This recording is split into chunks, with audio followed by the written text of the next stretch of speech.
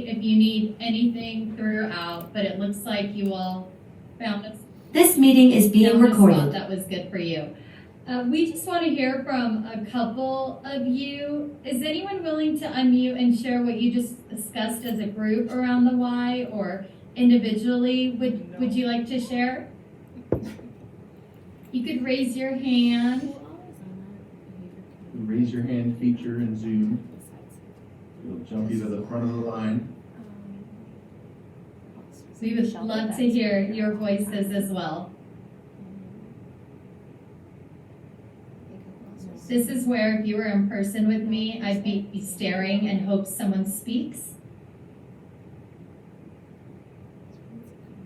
Yeah. I'll read some of the, oh, go ahead. Yay, you saved me. Okay. So we were just talking about, like, if we don't teach these kids how to behave or how to make better choices that are acceptable for their environment, that no one else is going to teach them. So really, like, that's kind of a big part of our job, because if we don't, who's going to? Oh, I love it. Thank you, Tammy. Where are you from?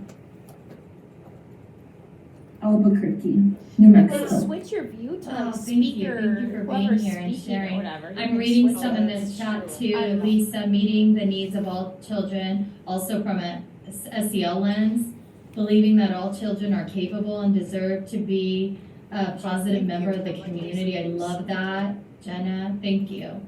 Is there one more person willing to share?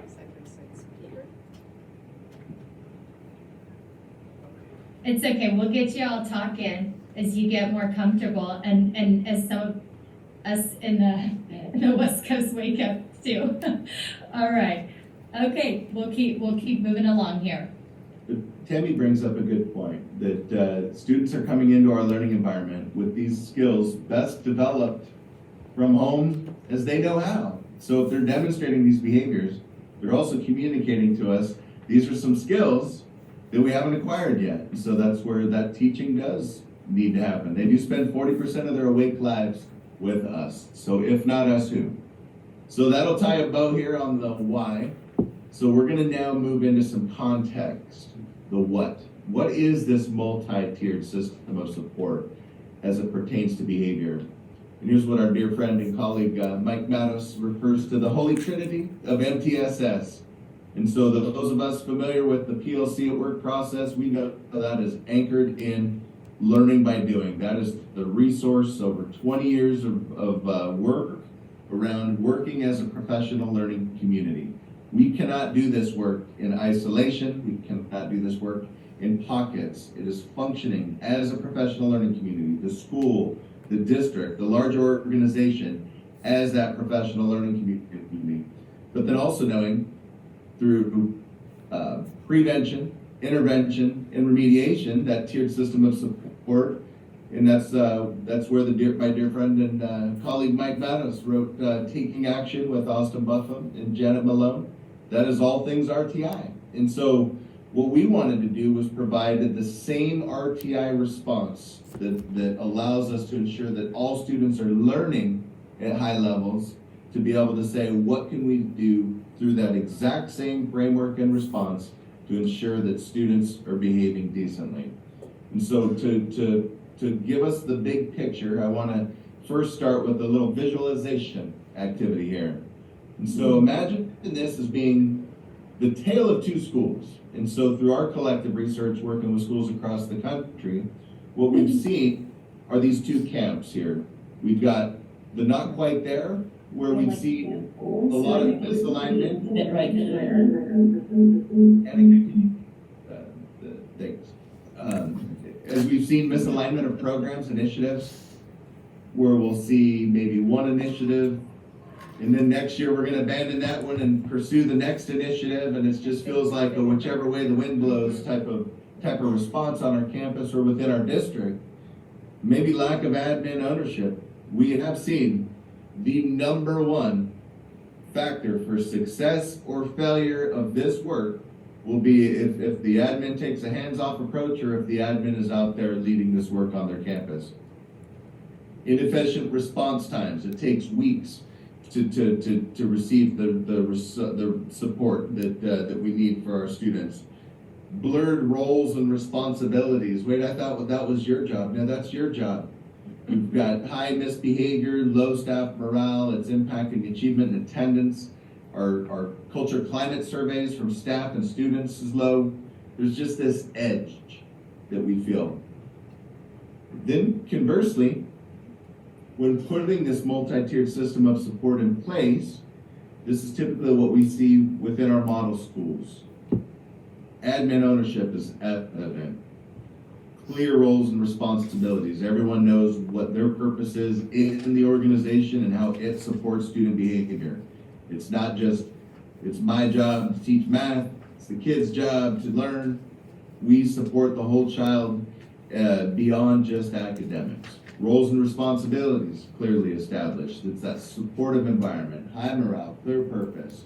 And so what we're gonna do is show what that multi-tiered system of support is, and is just alluded earlier within our landing page folder, that BIA, that integration assessment. That tool right there is gonna allow us to get started and then keep getting better, reflecting on those practices, and that's what we're gonna be building out. So here's what that multi-tiered system of support is. And those of you familiar with RTI at work, you've seen this inverted pyramid. If you're not familiar with it, don't worry, I'm gonna describe it for you. First, why is the pyramid inverted? You can go online and Google MTSS pyramid, RTI pyramid, you'll find tons of thousands of pyramids, typically with the apex facing up. Traditionally, what we've seen is the misuse of RTI to identify students for special ed. That is not what RTI is intended for. So what we've seen is tier 1, tier 2, tier 3, there must be something wrong with them, let's get them tested for special ed. That's not what RTI is. The inverted pyramid allows that it's tier 1 and tier 2 and tier 3, and at the apex here facing down, it just means all kids. So as Mike Mattos eloquently puts it, so where is special ed in this? It's in all 3 tiers. And so we take away the gen ed, special ed, it's just ed. And so it's value added, it's not either or. So if it's not I'm tier 2, I'm tier 3, or it's these are the supports waiting for any student. These are the supports waiting for any student. So what we're gonna do over these 2 days is build out your system of support. This is your school as a graphic organizer. So what do we have in place in prevention? What do we have in place for that reteaching of those behaviors? That's the intervention, tier 2. Intensive remediation is just that daily, even more intensive and more frequent. So who leads this on our campus? You need a minimum of 3 teams. So you'll see on the left here in the red, that's the school-wide team, and 2 teams exist within that school-wide team. You have your leadership team, you may call it your guiding coalition, whatever you call it on your campus, that's that leadership team, and we'll get into the logistics of that. But then you also have your intervention team, that's that smaller team that's gonna support the will-based behaviors on our campus, that more intensive level of support. But we also know that our teaching teams also play a role of prevention on our campus. And so these are the 3 critical teams. So first, on the left, all we're gonna be focusing on here today for our time together, all this is gonna be today is this top left portion of the pyramid. What is the leadership team, lead role, responsibility, what's that look like, sound like, feel like? Everything you need to know is gonna be today right here on this top left portion. Tomorrow, we're gonna... Tomorrow? Oh, sorry, are you busy tomorrow? Next week, we're gonna start off day 2. How's that? Day 2, we're gonna start off with teacher team's role in prevention, and then we'll get into the intervention component, that reteaching of these skills. And I'll pour him some more coffee. Some more coffee? So, if we talk about what it means to create a guaranteed and viable curriculum. Let's just talk academics right now, and then I'll shift that lens to show the subtle difference on how this varies slightly when it comes to behavior. So academically, what do our teacher teams do? They identify their essential standards, yes. They unwrap those standards into those learning targets. Those are those bite-sized pieces of mastering the entire standard. They have clarity on what that looks like for a grade level team. So if we're teaching order of operations, wouldn't we need to be on the same page of what's that look like, sound like? What would a proficient student be able to demonstrate? What would mastery look like? Of course, that's what we call guaranteed and viable curriculum. The difference, who creates the guaranteed and viable curriculum for behavior? That would be the leadership team. That would be that leadership team, of course, with teacher team input. Then we've got these access points. Remember, it's not tier 2 or tier 3, it's value added. So what is our menu of interventions? How do I access them? What's that entry exit criteria? How will I, as a student, access this level of support? How would I need to demonstrate that I'm no longer a candidate for this level of support? What we've typically seen, if we ask schools across the country, what do you typically use for tier 2 when it comes to behavior? And they will say, check in, check out. That's the most commonly used tier 2 intervention that we see nationwide. However, we're looking at, for our interventions to be successful, they need to be targeted. And if we just universally apply the same tier 2 intervention to meet all the world's problems on our campus, it's not targeted. So if we see a student blurting out in class, check in, check out. Can't stay in their seat, check in, check out. Can't keep their hands to themselves, check in, check out. And we just kind of broadly paint this approach to meet all the needs. So what is our menu? If you can't keep your hands to yourself, you're going into a hands-off academy where you're going to learn self-control, self-management skills, how to negotiate through conflict peacefully. Again, targeted. The other way that we also want it to prevent from being a life sentence. We've seen students that they've been in check-in, check-out since 3rd grade. Now they're in 8th grade, they're still in check-in, check-out. If we have clearly defined access points, meaning entry and exit, there's no way we should possibly have these life sentences of these tier 2 interventions. So this is what we're going to be building out here together.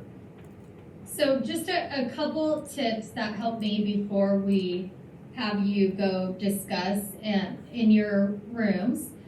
Number one, this is the graphic organizer of your school. This is how we're going to capture the systematic tiers of behavioral supports. So no matter what programs or behavior, initiative, data points you are collecting, we will show you where it lives in the system. And that is what you are building as the team, is this system. You will never hear John and I talk about a program. A program will never replace systematic tiers of behavioral supports. So just have that in mind as you're thinking about the next steps and as we start building this pyramid. But this is your outcome, is this system. One more thing. The message here, these 2 days, it's going to be alignment. We have yet to work with a school that says, we got nothing. We know you have things in place. What we're going to do here is tighten up your system. So think weaving, not stacking. We're not going to add one more thing to your already overflowing plates. We're going to weave into your currently existing structures to tighten up these supports. So again, alignment. So we're going to give you 5 minutes in your breakout rooms. Where's your school at with these teaming structures? What system of support do you have specifically with behavior? So this is context. We're going to give you 5 minutes in your teams once again.